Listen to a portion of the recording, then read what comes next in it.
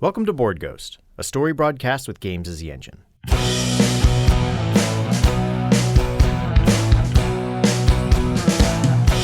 If living is a highway, then heaven is a bus stop.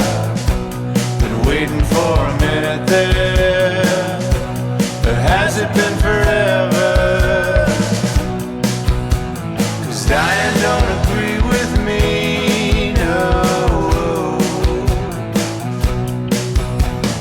Dying don't agree with me, no.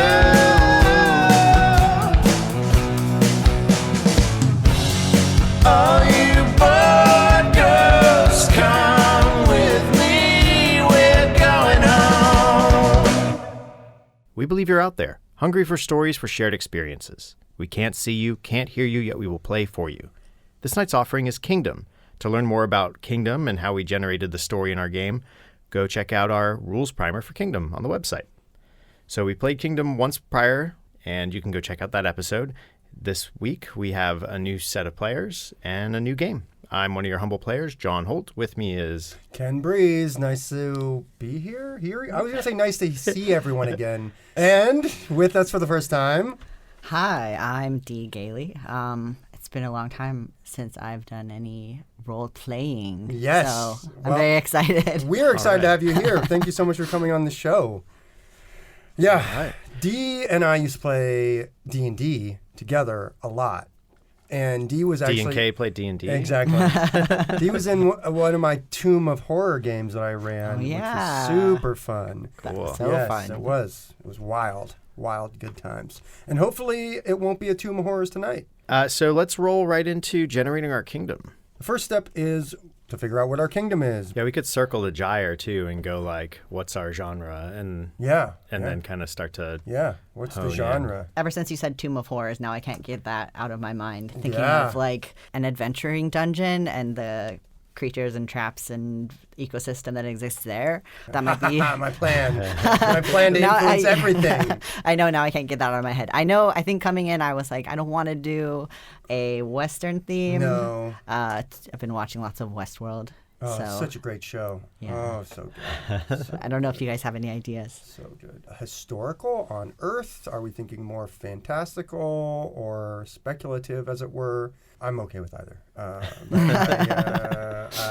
I like to get a little wacky. Though sometimes we feel like the more mundane we get, the more crazy it can get, too. Yeah. We can also lean, we can go fantasy genre, mundane life things within that. Mm-hmm. That's true. Yeah, I definitely, for like the scenery, I think more kind of like Gonzo, weird, fantastical. Yeah. But it could always be about like the mundane life Yeah, of sure. characters within that world. So I think, well, this is sort of Western, I guess, like frontiers folk on another planet, like space. Right. I mean, we could do, if you wanted to go the Tomb of Horrors bent, we're the town Right. that like sits above the Tomb of Horrors. Yeah. And just adventurers are continually coming through. Yeah. And we just have to make choices about like, how do we deal Yeah, with how do them? we deal with all this bullshit that these adventurers are unlocking or Right. doing or whatever? Like they come back with like gold and fuck up our economy, Yeah. or they, Yeah. we know we're sending these like children to their death, basically. Or it could also be, too, that like our economy is built on the adventurers constantly being murdered by the Tomb of Horrors. Yeah. I mean, there's a payoff from the tomb. From Right. the tomb. Because then there comes that one group that actually is able to defeat the Tomb of Sure. Horrors. So that could... That could be a thing that happens to the kingdom. So I have been playing this video game called Darkest Dungeon for a while, which I really like. You guys are familiar with it, I maybe? have played that. Yeah, it's great. And I always think about that fucker who you have to buy supplies from every time you go into the dungeon. And he's just sitting there grinning at you. Like, I'm taking all your money, I'm sucking you dry, and you're continuously dying in this dungeon and continuously paying me money. So are we that guy? We're that guy. That's sort of the vibe, is like that's our kingdom, is like a Hamlet of people who are trying to suck money out of adventurers as they go to their deaths. Or just maintain their society. But the like society, this careful balance between the horrors below and the murder hobos without. Right. Yeah. I mean, I like that. And so, yeah, I think is that what we want to do? That could be fun. Okay, great. So what's the name of our kingdom then? So we're in a small sort of Victorian age Hamlet? Is there gunpowder, or is this more like super low feudal tech, where we're just lucky to have like a water wheel and a windmill? Well, I kind of like the Darkest Dungeon theme, Yeah. and I believe there is some like gunpowder, and there's a There mix is. of like There is alchemy and shit. Yeah. So like 17th century I think that's where we're or at. 16th, 17th, yeah, 17th, 1800s, yeah, ish. Even turn of the century, 1700s, 1800s, right around there. I mean, because it's like there isn't any electricity. We're still using candles and kerosene. Well, especially for frontier. Yeah, all the more so. we're not. We don't have electricity. We don't have steam power. We're not going steampunk, or are we? I mean, there may be magic or I something. saw this. There might be. I saw Yeah. this sweet steampunk weapon, which was brass knuckles, but that been hooked up to a motor, so they were chainsaw brass knuckles. To be careful when you go to the bathroom. Yeah, exactly. All right. So we Okay. have this town. We do. I think we let's. So what's the name of our town? I think that's a good thing to figure out. We could just call it the Hamlet. I mean, that's very easy, or the Thorpe, something like that. I think the Hamlet's good. Yeah, Yeah. perfect. We can go. Yeah, it's it's sort of like the nameless Hamlet. It's like it's only known in reference maybe to the dungeon nearby or something like that. You never know the names of the towns. Yeah, not really. Where Right. adventurers go to Or buy every supplies. map someone brings has a different name. It has on a different name on Yeah. it. Yeah, that's interesting. Yeah. Yeah. Yeah, I mean, that could even turn into something really interesting. Yeah, okay, cool. So we don't... Yeah, it's just called the Hamlet. Perfect. It's not Is it a frontier town, or is it more like just a forgotten, sort of like just on the... Well, it's got to be. It's in a wilderness. Yeah, Whether it's in that a wilderness wilderness. is like Yeah, it's in a wilderness. Yeah. Do we have to be like in a jungle or something like that? Or somewhere super remote, a desert or something like that? Or Badlands... Big forest. I was thinking forest. Forest? Like, Yeah. you'd have to go through a large, like, spooky forest. Spooky forest. Yeah, Okay. to get there. Yes. Okay. And then you have like the other genres of spooky environments within the vicinity, right? Like there's the swamp, the yes, catacombs, yes, like yes, all of yes, those. yes. The places the adventurers go to level up before they go. Exactly. To the So this And is like these are some locations that we can start to write down even for the Hamlet. Like, Right. yeah, this is perfect. So this is Perfect. the Hamlet is it's a quiet town in the heart of the wilderness. Yes. Yeah. Right? Ostensibly, Far from civilization. Right. Yeah, it's far from civilization. My feeling is, like adventurers show up uncommonly, but I mean, if the economy is sort of based on them, I don't know. Anyways, we'll figure that out. Yeah. Okay, cool. I like that, though. That's perfect. It's in a forest. So the Hamlet in the spooky forest. How many people do you guys think are there? Like, are there 100? Are there less than 100? Are there more than 100? Maybe like 50, 60 people, maybe like 10 families 10 or something, and like a few families. scattered. Yeah. Yeah, like proprietors of different industries that maybe don't have like a big family there, but then like the smaller like peasants who work the land and contribute to the local economy. Sure. Yeah. I like the idea that it's like it's the town, it's the Hamlet. So it's like people who live in the spooky forest in their cottages way out in the middle of fucking nowhere, bring their herbs in or whatever to Right. sell, and it's sort of like a centralizing place for a Right. larger region, Right. or area, as case may be. Okay. So yeah, let's say overall there's 100 people or so. So that gives us a good. So there's 50 people in town who like are the families that have like the shops and the mill and the shit, and then there's the peasants out in the land who are doing hunting boar or whatever the fuck they're doing. Right. Yeah. Or doing all the things. Foraging in the swamps. Swamp foragers. Love it. That's what I want. All right, cool. That's great. So the next step is to come up with some threats. Brainstorm 3 threats to the kingdom. These are external or internal forces or pressures that would upset the status quo. They may be brewing or looming, but they aren't actively endangering the kingdom yet. They are on the horizon. They may never materialize. I mean, we've already talked about a number of threats, I think, just in sort of our discussion. I like the idea that the uncommon practice of these, tomb raiders, adventurers showing up is now becoming much more commonplace. Like it's a flood, like a gold rush or whatever has happened. Some new tomb was found or something like that, or or maybe a great evil was defeated, and now people think it's easy pickings, and they're just sort of descending upon it. Let me see. I think the one I was thinking of, was like the. It's not common that. I mean, it's common that adventurers come, but they always die, right? So, like, that's what is drawing adventurers to the town, is this thought of, like, there's some sort of treasure that is drawing them that is unattainable. So that's our economy, right, is that they're constantly coming. So the looming threat is that someday there will be those, like, level 30 epic adventurers who will wipe out the evil of the dungeon forever, and then no one will want to come there. So I don't know if that, I think that might be a little related to.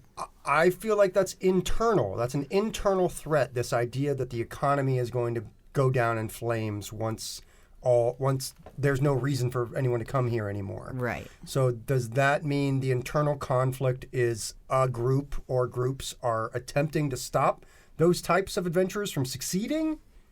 You know what I mean? Like, is there some like skullduggery in the town itself to be like, oh, when these super powerful people come up, we need to actually not help them and lead them astray, and that sort of idea? Is that yeah? Is so that like the town wouldn't necessarily know or expect that this group of adventurers would be coming, and maybe in the course of events they show up and then are coming to defeat the evil or. Cool. Yeah. Okay. So what I wrote down is our economy hinges on having heroes come in but not succeeding. Right. Yeah, that's a threat. Okay, yeah. So the threat is like someone that may actually succeed. Right. Again, I don't know, maybe you raised this, that outsiders, adventurers are flocking to the area. Yeah. So maybe I'll add in mass so that it's like, it's a more like, basically we're saying that we have this careful balance. Yeah, that's now starting to be upset as people are showing up. And we can get more into it. I kind of feel like we go in the opposite direction too, that the things inside the tomb, like if they aren't kept at bay, that's the other side of it. That's the other side. We'll get overwhelmed and from destroyed. Beneath. Yeah. Okay. So the threat is that the evil below is getting more powerful, or the evil below is about to descend or break free, or whatever, however you want to put it. So those are some good threats. So there's the threat of more and more adventures coming, the threat to our economy once someone succeeds, and the threat that the evil below is about to break free. Yeah. Yeah. So now, what do we each take a location? We each put into each player describes 2 places in the kingdom where characters are likely to be found and to interact. This will give you places to roleplay later on and help everyone visualize the kingdom. I think swamp has to just go on there. Yeah. Do we want to put any more flavor in the swamp? Yeah.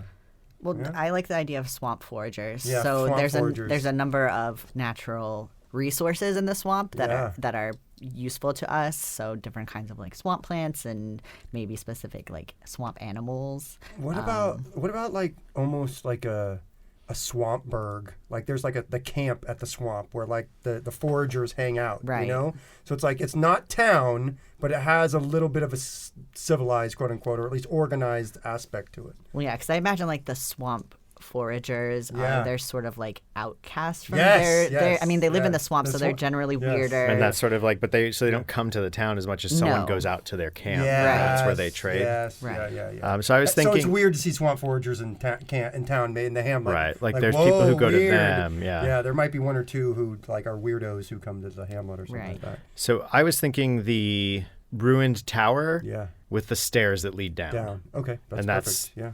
Perfect. Maybe the way into the thing. Cool. Since economy is so important to us, important place will be like the bank, like the Hamlet vault, if you will. And I don't know if that's going to be in like the inn or in like the Burgermaster's like whatever compound. I don't feel like there's like a fortified castle here or something like that. Like this is just a hamlet. So I feel like there's this fortified vault, let's just call it, we'll just call it the bank, I guess. No. Yeah, because I mean, it has to be, because this has been happening for a long time, right? Yeah. Like, so there has to be. Let's do it this way. What about church vault? There's a church vault. So there's that's where a lot of the people put their goods, their real precious items in this church vault. That sound good, everybody? Yeah. All right. Well, there has to be the tavern, right? Yeah, like that makes sense. Yeah, that's an easy one. Yeah, that makes sense. Right, like There the does have to be Adventurers the tavern. Tavern. Yep. And it's actually surprisingly like very nice Yeah. considering like how long this Hamlet has been collecting. Yeah. I was thinking the cartographer's printing press Yeah. that prints all these maps that we send out all Yeah. over the place. Cool. So that's funny. How does that work? So we send out maps all over the place? I guess, yeah. Yeah, I mean, I would assume that there is a class of job that's like go out into the world and tell people about this place, so you send more people here. Right, but type deal. I guess what I see is like we forge these like old maps Yeah. and have people like leave them places. Right, Right, that's what I mean. yeah. Like people are like, it's almost like this like guerrilla flyering that we send like people from the Hamlet out into the world It's to our like honey trap. Yeah, exactly. It's our PR marketing firm, you know. We got to make sure people. It's our tourism bureau. It's like those brochures that say go to Alligator World. Yeah, exactly. Speaking of alligators, no. But what I think I'm gonna get a little bit into this more. The Master Alchemist's shop. So there's a Master Alchemist that teaches apprentices, possibly things like that. So that we get that in there, that little gunpowder alchemy vibe. And you're kind of wise man. Yeah, if you will. Yeah, exactly. So we're looking really good. The Hamlet, a quiet town, far from civilization, in the middle of a forest. Sweet. Yeah. So the Hamlet has 3 threats. Outsiders, adventurers, are flocking to the area en masse. Our economy hinges, as the second threat, hinges on having heroes coming in but not succeeding. And 3, the things below threaten to come pouring to the top. Sort of the 3 threats. And then our locations: a forager's camp in the swamp, the ruined tower with stairs that lead down, the church vault, the tavern, the cartographer's printing press, and the Master Alchemist's shop. All right. So now we're going to make our characters. Each player creates a character they will use to explore the fate of the kingdom. Let's follow the steps and make our characters. Roll. What is your role? I played perspective last time. I'll try the touchstone this Okay. time. And I played power last time, so I'm going to take perspective. All right. So I'm the power then. You are power. All right. You are power. Okay. I guess that worked out well for you. Awesome. So now we all have our role. Very good. Power, you have the authority over the kingdom. You decide what the kingdom does and what it doesn't do. Perspective, that's me. You understand the kingdom, both its merits and flaws. You can foresee the consequences of the decisions the kingdom makes. And the touchstone, John, you reflect the desires of the people of the kingdom. Your attitudes show us what the populace wants and how they react to what is happening. All right, our second step is who are you? Each player should come up with an idea for their character. Your description should include: what do you do in the kingdom? What's your job? What are your duties? What do you look like? Are you male or female? Are you young or old? What's the deal? Can we brainstorm a little bit? Sure, yeah, I'm Can I happy know happy to bounce ideas. Or Around. what are you thinking about? Well, I really liked the church holding site of where Yes, all the money all the is. treasures. Right, and it's because since our economy is so important to us, I feel like the town has been around for a really long time, Yeah. and so there's this sort of like incestuous order of like monks who Yeah. are in charge. I think I would be kind of like the patriarch of this. That's like, perfect. brotherhood. Are they like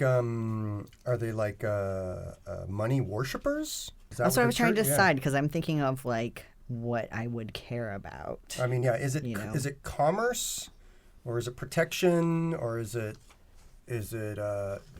just bald-faced cynicism? Like this is Right. totally fake, Right. and we're just in this for the money. Like, are Yeah, you, like, are you think it's- are you Catholic Church style? It's no right. offense, any Catholic. It's something about greed, right? Like yeah, there's where it's something, greed-based. So I'm trying to think. Historical Catholic Church, Right.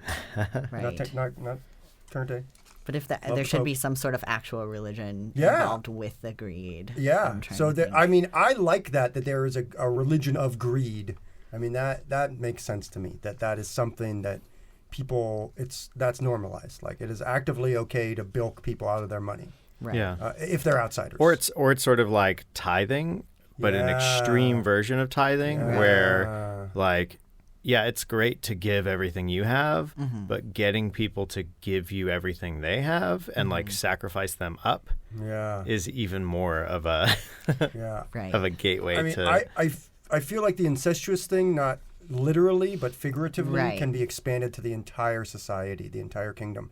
That we of the Hamlet protect our own. Like you're an outsider, and we're going to take your money. But I mean, we'll serve you, and you're welcome to stay here and be here. Right. We want you here, but you're not us. Right. So that's kind of right. Is that where we are? Sort of are. Yeah. All right. Okay. Okay. Cool. Okay. So I mean, everything we just talked about really was dovetailing with what I was thinking in a lot of ways. I'm going to play a middle-aged survivor, slightly insane, wounded from his time in the dungeons. I think he has a peg leg and an eye patch, and his face has been burned off, most of it. So he's like really bad third-degree burns, like just horrible burns all over his face. He's a swamp dweller, and at some point in his past was a thief, I think. But now he's just sort of like a layabout and a drunk. And one of the only people who does go from the swamp to the Hamlet. But he's not of the Hamlet, I guess, per se. I mean, he is at this point because he's been around. Maybe I'll make him a little older. I think he was, as a young man, he was disfigured. And now, a few decades after the fact. So he's sort of past middle age. We'll say he's like in his, 50s is still middle age. So that's sort of where he is. Like Well, who knows what mid-50s. the life expectancy That's is. true. That's true in the Hamlet. So let's just say that he's, in his early 50s then. But yeah, when he was young, he was real wounded. I haven't come up with a name yet, but that's sort of where I am. So I'm thinking 18-year-old Zinnia Faltine is an 18-year-old alchemist apprentice. Yeah. She's the youngest. She's a young woman of a farming family, but she's club-footed, so they kind of put her. She couldn't really be as effective in the field, so Yeah. they sold her into apprenticeship to the alchemist. She's kind of short. She's got short-cropped curly hair, wears a simple tunic, very freckled. That's her thing. But yeah, that's Zinnia Faltine of the Hamlet, the perspective or the touchstone. Yeah, I think my character is going to be named Gonzo Lameleg. Yeah? Does that work? Yeah. All right, good. My Patriarch Pugnacious Zachariah. Nice. Yeah, he is very tall and thin, has a ring of a skullet, if you will, of white hair around the fringes, and he seems to be very advanced in age and just very decrepit, but he still has a deep voice that belies his fragile appearance. Cool. So the next part of character creation is locations. Where are you found? Each player picks 2 places where their character would be found from the list of kingdom locations. What are you thinking? I'm gonna name the tavern if that's okay with everybody. Sure. Because that's where I hang out in town all the time. It's the Luck of the Draw. Luck of the Draw Tavern. And then I'm always at the Swamp Foragers Camp. I think I'll also do the ruined tower. Oh, look at you. I think I was also going to say the church tower, or the That's ruined cool. tower. That's 'Cause cool. I think there probably is some sort of religious customary toll that adventurers pay before they go down. Before they enter the Hell's Mouth. Right. Oh, yeah, that makes a lot of sense. So the next thing is wish or fear. State either a wish or fear that your character has about the kingdom's future. Wish is something you hope will do or become. A fear is something you dread. Pick something that you want to explore and play. No 2 characters can have the exact same wish or fear. You're allowed to have a wish that is exactly the same as someone else's fear, or vice versa. So mine was pretty easy. I think Patriarch Zachariah is worried that the money will dry up. Sure. Gonzo Lameleg wishes that the kingdom will be disfigured and brought low. I wish the kingdom would destroy all outsiders actively. Nice. Nice. All right. Cool. What's your problem? Name a personal issue that holds your characters back. It could be a personality flaw or a difficult personal relationship. Pick something you're interested in playing. Your character would probably be happy to be rid of their issue, but as a player, it should interest you. So mine that I was writing while I wasn't listening to you guys Nah. was my mother was an adventurer who chose to forego adventure and settled in town with my farmer father, and she holds views that are against our traditions of the town. Sure. Did I mention my character was slightly insane? Yes. Okay, good. Just want to make sure. I want to make sure I mentioned that.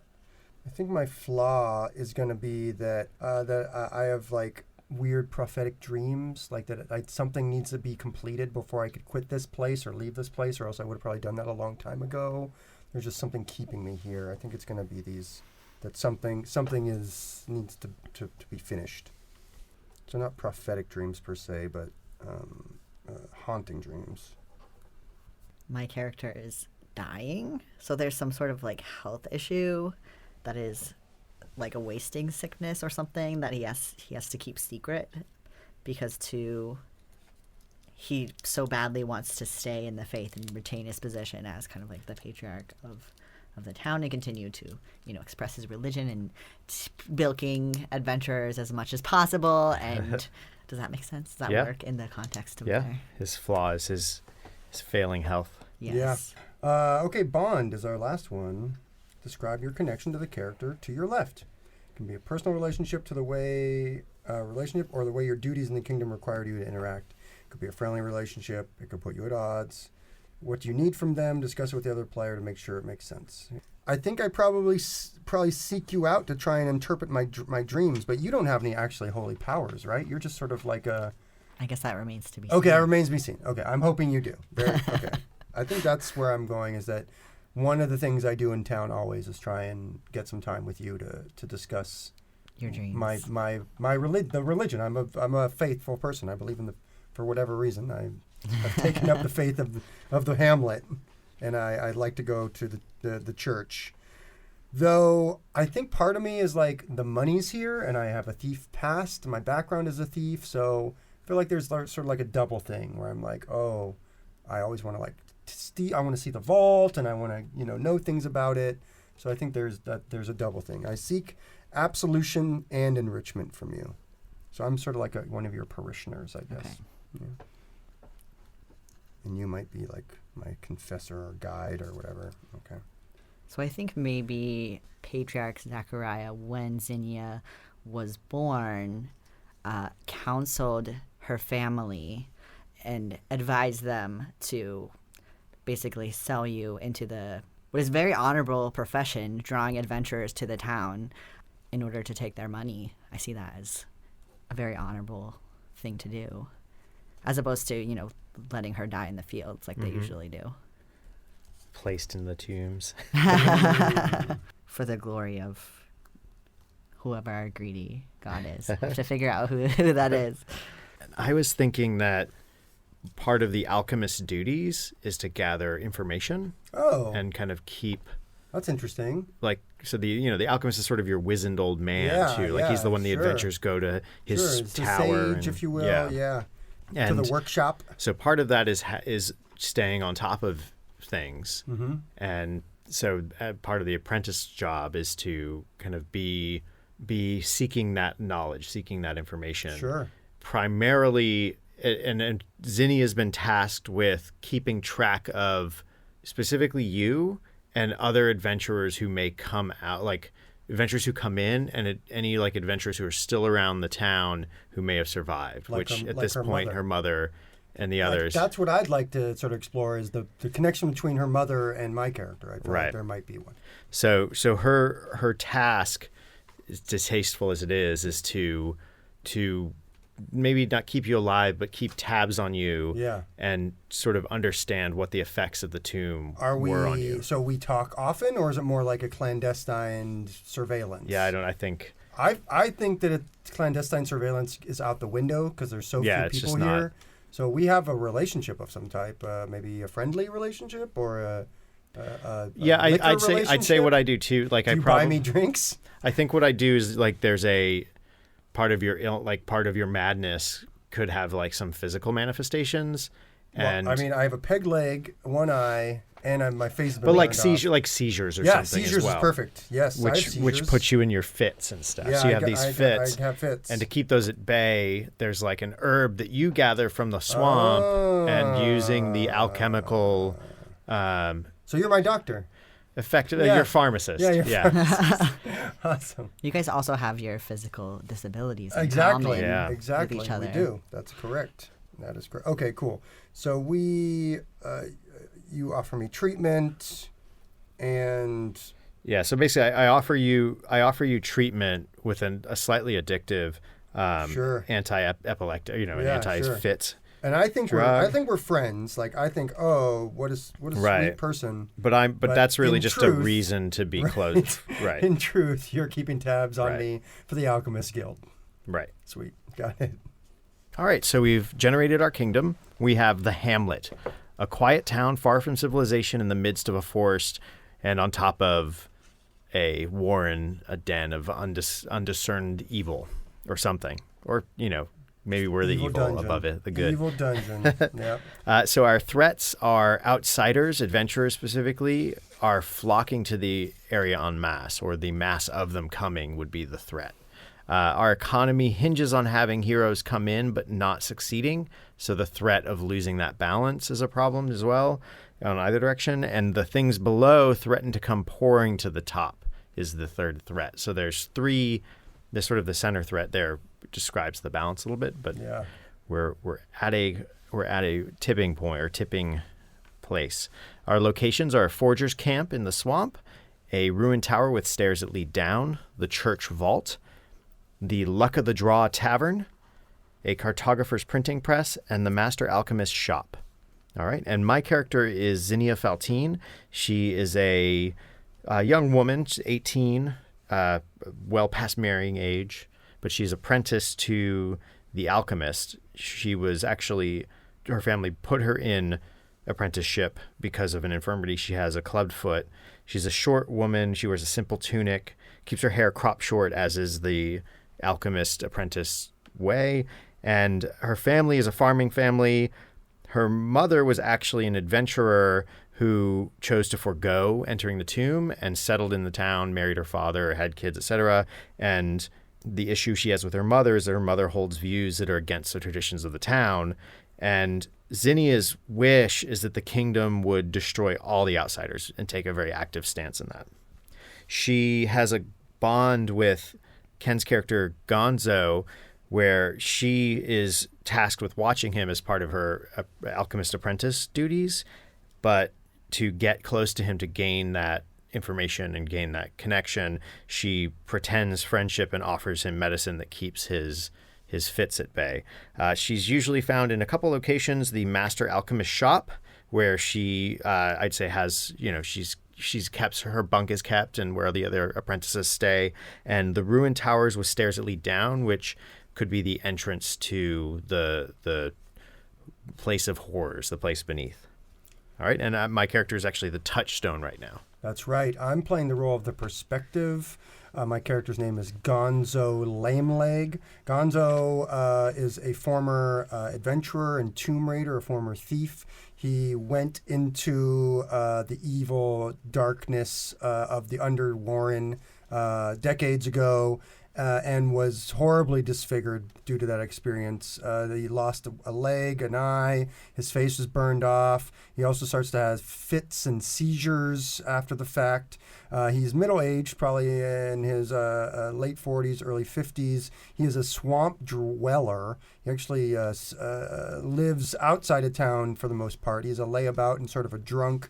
But he also is really great at carving his fake leg. So he's replaced his fake leg a few times, either with a bear's foot or a boar hoof or something like that.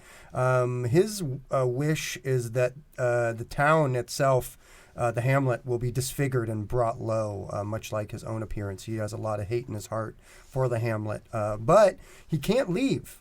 Something about it keeps him there. He has just weird traumatic dreams of unfinished business. A lot of these dreams happen when he's having seizures, so it's sort of a blessing and a curse type of thing. So he's found most often at the Forager's Swamp Camp, where he is fishing for frogs or trying to spear alligators if he gets a chance, or at the Luck of the Draw Tavern where he's getting drunk. His bond with Zinnia is that she's sort of like his physician. She offers him treatment for his various ailments They're sort of friends. They both have physical disabilities that they have bonded over. He has no idea that she's sort of secretly keeping tabs on him. He also has a strong bond with Dee's character, who is his confessor. He seeks sort of absolution from Dee's character, but also is very interested in the wealth that is kept within the vaults of the church. Hey, and I'm Dee, and I'm going to be playing Patriarch Pugnacious Zachariah. He is the leader of the religious sect that is the power in this kingdom, in the Hamlet. Right. So he is in charge of their greed-like religion. He has a fear that the money will dry up within the town, which at this point is a little bit of an irrational fear. His issue is that he has failing health. He has a secret wasting sickness that he's not revealed to anyone. His locations are the church vaults, where he has his quarters, and he also spends some time in the ruined tower leading down into the catacombs. His general appearance is that he's a very tall, cadaverous man with a bald head, with a ring of long white hair, and the religious robes of the sect are sort of these gilded, voluminous robes that only sort of make him look even more pale and jaundiced. He has a relationship with Gonzo, and that he counsels him about his dreams. And he has a relationship with Zinnia in that when she was young, he counseled her parents into basically selling her to the Alchemist in what he considered to be a very worthy support of the religion and helping to draw adventurers to the town. All right, Nice. So that's our kingdom and our characters, and we'll get into our story.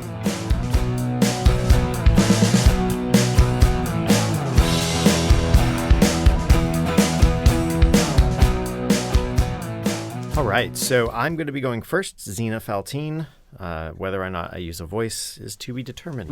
Maybe I'll just go a little higher. The crossroads that I'm putting in place is, will the kingdom allow the children of the White Sword to go below? And we don't know who the Children of the White Sword are. We're guessing they're probably an adventuring Yeah, so group. I'll probably set that up in my scene. So what I was thinking is, what's happening? A new band of adventurers has entered the town. Yes. And we knew they were coming. We have eyes and advanced spies scouts. are everywhere. But everyone plays it pretty cool, and we all play the sort of like beaten and frightened Yes. Hamlet, like, and we're a little bit in awe. Everyone knows their parts. We're all kind of in awe of these people and helpful and ingratiating, and on the surface, at Yes, least. of course. I'm there in the bar, part of my in the tavern. We're in the tavern. Yes. That's where they've kind of We're come. in the tavern. And I'm there because part of my task is to keep tabs on adventurers to report back to the Master Alchemist. The newcomers. The newcomers, the outsiders. This band of outsiders, these are the Children of the White Sword. And they're in a group of a half dozen dwarves and gnomes. Oh. And one young, could be a woman or a girl or a boy. We can't really determine yet, but like a person, like a young human. Yeah. Who has strapped to their back this like large sword that you can see light coming from the creases of the sheath. All right. Who else is there? But they look very fresh, like an 8-year-old or 9-year-old. Yeah. The innkeeper, who maybe if you would like to play the innkeeper, because I think that also in play, Gonzo's there, like getting his drink on. Yep, of course. So I'm there, like kind of watching things go down. You're there, like the innkeeper's role is to like play host, Right. And like you're the most powerful people we've ever seen, kind of thing. Mm-hmm. And you're the wild card in the situation. I'm a wild card, but I also feel like I'm like that perfect sort of like, hey, what are the rumors? Here's some money. Like, hey, I'll buy you a or drink. like here's a red herring. Yeah, here's right? a screwball. Like, hey, you look like you know what's up. So yeah, I'm sort of that like guy at the bar who is like, oh, you look like you have some tales to tell, you know. So I'm just sort of, I'm just there. Are we together at a table? No, we're separate, and I'm very unhappy about the fact that you're in here. Okay. Yeah. Sweet. Yeah. Awesome. The children are kind of like, we'll figure out if someone picks them up or something. Sure. So it's just the three of us together watching the children from afar. Yeah, I mean, there's like scattered, like there's the, like a hunter, a farmer, like just kind of townspeople, and they're all kind of like agape, like, they got word that the adventurers were coming to the tavern, so they took their places. like a barmaid and a cook and all that stuff, like standard tavern folk. We've said that the Lucky La Draw Tavern is actually a very fine establishment. I think it's probably a central meeting place, as befits its status as the tavern in town. So there's probably musicians here, maybe someone playing a harp or a dulcimer or something like that in the background. So I feel like it's smoky here. I feel like it's wood floors. We're feeling like most of this building is wood, or are we feeling like it's stone and wood? I wouldn't say that. I mean, it's nice in comparison to the rest of the town. Yeah. Because it's also the best tavern in town. Yeah. It's the only tavern in town. It is the best and only tavern. We are, a Hamlet besieged by a horrible tomb of monsters. That's true. And, so it's comfortable in comparison to the rest of the town. Right? That's a great point. Okay. Yeah. So maybe there's a farmer like with his recorder. Okay, sweet. So someone. And there's also kind of a veneer we keep too. So like everyone has the sort of like front room of their house that's kind of run down. Right. But then they have like really nice chambers that people. That's sort of like that's where they live. Some sweet like porcelain tubs and like all the things. Right. Yeah. All right. Awesome. Okay. The children see, like, they're getting their drinks poured. They're getting kind of raucous. The child amongst them is pretty quiet, like sitting there. Definitely, like, these are all like older gnomes, older dwarves who are kind of caretakers, but they're also like happy to get their drink on. They're also a little like spooked. There's danger in the air. So the gnomes are getting pretty raucous, and they are plying you with drinks. Cool. Yeah. To get information out of you. And so that's kind of their plot. I'm like, I'm looking at them, and I am a wild card, but I'm like that guy with a wild look in his eye, and I'm like, oh, you don't want to go down there. It's terrible. But if you do, be careful. You don't want to end up like old Lameleg. And, oh, yes, yeah, the best hunting for alligators is in the swamp. Oh, what? No poison alligators. None that I've heard of. What? I don't remember how it was. I lost my leg. But yes, I carved this dragon leg for myself, and I'm showing them this wooden dragon leg that I've now attached. So when they're kind of all like, ooh, leaning over there, I'm like signaling that you need to cut him off. And I actually like get up to make my way over to the tavern keeper. And that's when I ask, so tell me, why is that kid's sword glowing? And I guess they say that he is, or they rather, they don't even know if it's a female or a male. They say the child. The child is a divine child. The chosen child, exactly. That it is beget of the gods. The only one who can hold the white sword. Can only hold the white sword. And they worship this child maybe as a divine, I don't want to say prophet, but at least a divine sign. So yeah, they're maybe fanatical dwarves and gnomes who are way into this idea that this child is going to finally defeat the evil in the catacombs. And below. they pull out a map right. that like describes the evil of the catacomb, and it's like clearly one from a couple seasons ago that we put out. I'm all wait, let me see that a little closer. And it's like I have one eye, I have an eye patch on, and I'm sort of like bent over. The best way I can describe my character is almost like a peasant from Monty Python and the Holy Grail, like a mud farmer. Like I'm just dirty, and I have like wrapped like sort of wool around me and like a big hood that you normally would put up to keep out the mist and the cold. But I don't ever wash them, so I'm super dank and musty, and I'm just gross. I intercept a barmaid who's got a big tray of tankards and kind of scoop it from her, and Zinnia starts kind of hobbling over to the table. He goes, oh, my beautiful friend Zinnia now. She's lived her whole life. I'm sure she can tell you some things you might want to know. And if you're sick at all, she's the best physician I know. So I blush and I say, "Oh, you are so Gonzo. He is too far in his cups. I just know a few herbs taught by my mother. It's amazing to have you guys here. Gonzo, you need to go home. You are too far in." What? Home? At this time? Yeah, it's, the woods are dangerous at night. Is the sun going down soon? You've had just too much to drink. Well, I point at the bartender. What?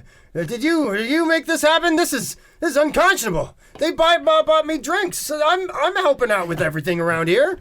I'm making sure you get paid. And at this point, the innkeeper sees what's going on, and she comes over and, ignoring Gonzo and addressing the adventurer, saying, "Oh, such wise and brave adventurers. You've come so far to reach our tiny hamlet. Wouldn't you prefer to take your drinks up to your rooms? You must be weary."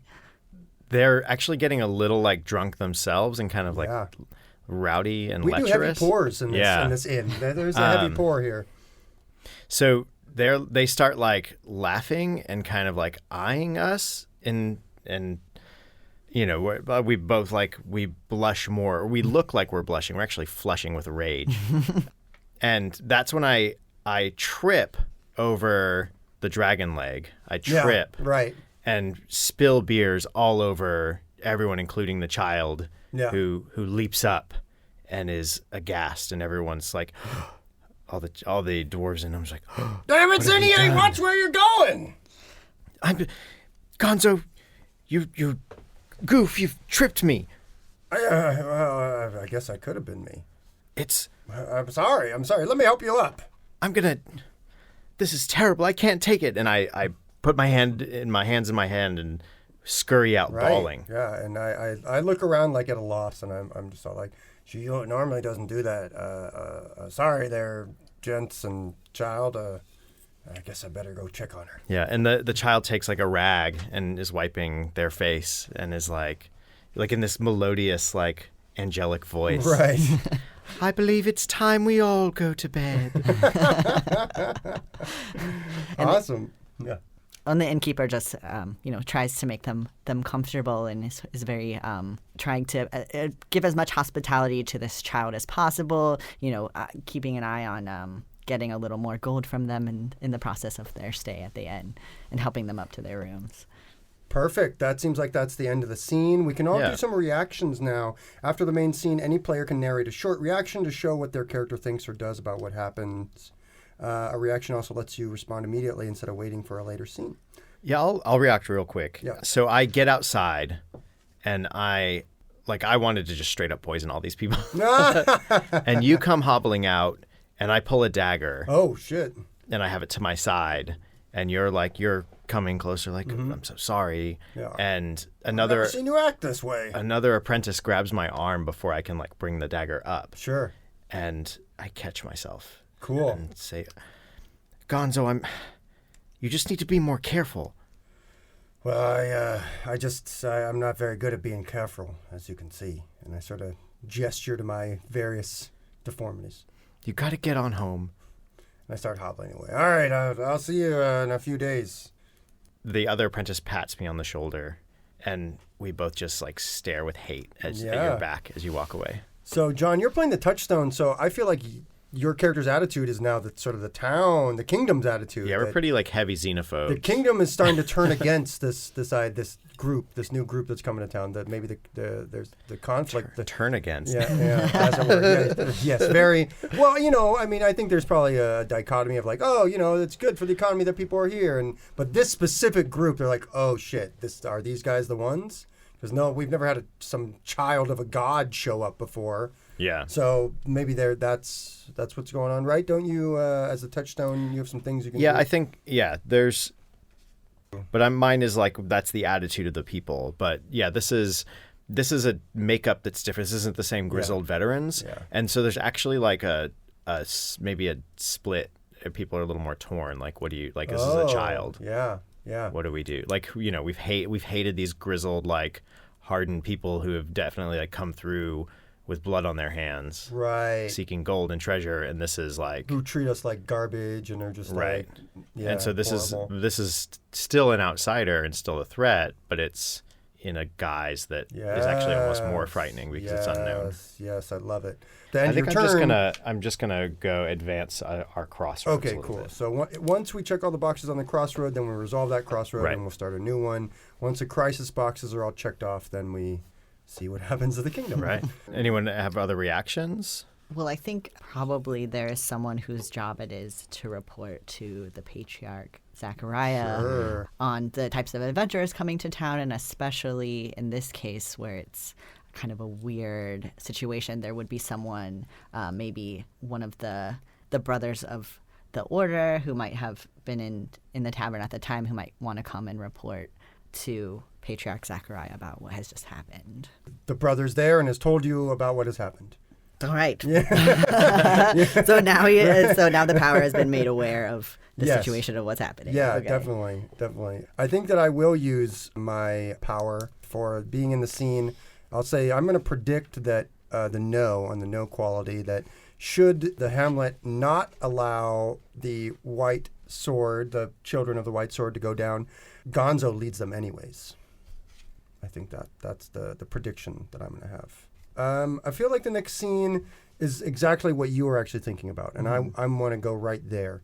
That Gonzo Lameleg doesn't go home that night. He actually just falls asleep like in a hay stack or something like that on the edge of town. And as the sort of bleary light of morning comes up, he is a sort of a headache, sobers up. His head really hurts, but even so, he knows that there's something, a whiff of the divine that is in the air with this child showing up in town, and he needs to talk to the Patriarch Pugnacious about it. And so I think that this scene is going to be set at the church vaults, or rather at the church, above the vaults, as the case may be, between two of us, my character named Gonzo. It's morning. There haven't been any services as yet. I don't know when services might happen, or if they happen, or what's the deal with that. I think we're just sort of like sitting side by side, like on a pew. Okay, so we're on a pew together, and there are a few other brothers around. And so, John, if you need to play a brother or whatever, I'm sure you can do that. Gonzo's looking at the Patriarch and saying, I just don't know. Do you think it's true? Do you think this child is begat by a god? There's but one god, Gonzo. We all know this. That is what I thought, Patriarch. Gax the Golden has but one truth, and that is greed. That is the power of the coin and the gaining of it. Yeah, what a power it is, right? I mean, this the town's here, and everyone's prospering, and we're safe from these crazy mercenaries who roll in. But I just don't know. I'm worried. I feel drawn to this child for some reason, and I wanted your advice. I don't know what to do. Should I help them? If helping them means taking their money, then this is what Gax counsels us to do. Well, I was doing that last night. I was at the bar. It was me and Zinnia, and they were asking me questions, and I was doing it. I was saying, I buy me a drink, and I'll tell you what you want to know. And I was getting drinks. And then Zinnia was like, you need to leave. And I was like, but I'm doing the thing that I need to be doing. And then, I don't know, it all just went crazy. So, I don't know. My head really hurts. So the Patriarch, since they're sitting side by side, he has his hands steepled and rolls his eyes a bit. Seems to be a little bit impatient as the topic has turned not from dreams to the banal ramblings of a semi-insane peg-legged man. Yeah. I've been having something's coming, Patriarch. I just feel it. I feel it. Something bad's coming. Yes, I hear that you are troubled, but I think it is wise to remain calm. I do not hear anything that seems to point that these adventurers would be different from any others, and so I must counsel you to think of Gax and his guidance and remain steady in his words. Patriarch, you are a comfort to my soul. The only thing in this town that makes me feel truly better Okay, I hear what you say, and I'll praise Gax, praise Gax, and I hand you a sack of coins, like the normal amount, like the always time. You always have to give it up. Right. I'm like, here's what I got from last night. And the patriarch slips it into the voluminous pockets of his robe, which are constantly lined with the jingling coins. Gonzo fixes the patriarch with his one good eye. It's sort of bleary. I'm going to say it's sort of a leafy green. He says, "Something bad is coming," and then he turns away and starts to hobble out. And I think that'll be the scene. All right. I think that's about it. Any reactions? Well, I think the patriarch would retire to his chambers. Cool. And maybe sit alone, and maybe he appears to be thinking a little more deeply than what his words made him appear. Well, I think from what the touchstone said, right? Like the populace in general is sort of divided, and I think that at this point the patriarch is not, cool. Going either way. Not going to go either way. All right, then I'm going to go ahead and mark a checkbox on our crossroads here to move us one step closer. As you hobble out of the church, there's a figure drawing water from a well by the church, and as you pass, it's me. I'm going to look up, watch you go by. Watching, waiting. I write a note in my journal. All right, I passed the turn.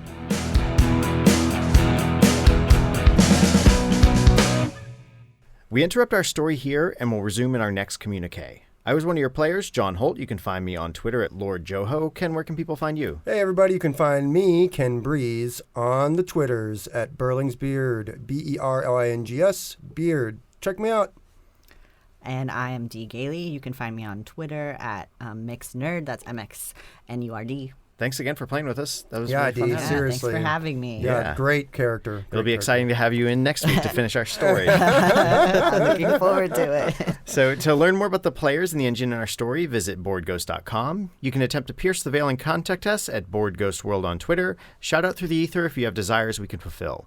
Leave reviews and comments on iTunes or your preferred listening portal, and please take a moment to subscribe so you don't miss out on the latest episodes. We'd like to thank Pat Couples for our theme song and interlude music. You can find more about Pat at patcouples.tumblr.com or on his band's website, hotelsandhighways.com. If you're not alone in the void, share our stories. The more they are consumed, the truer they become. If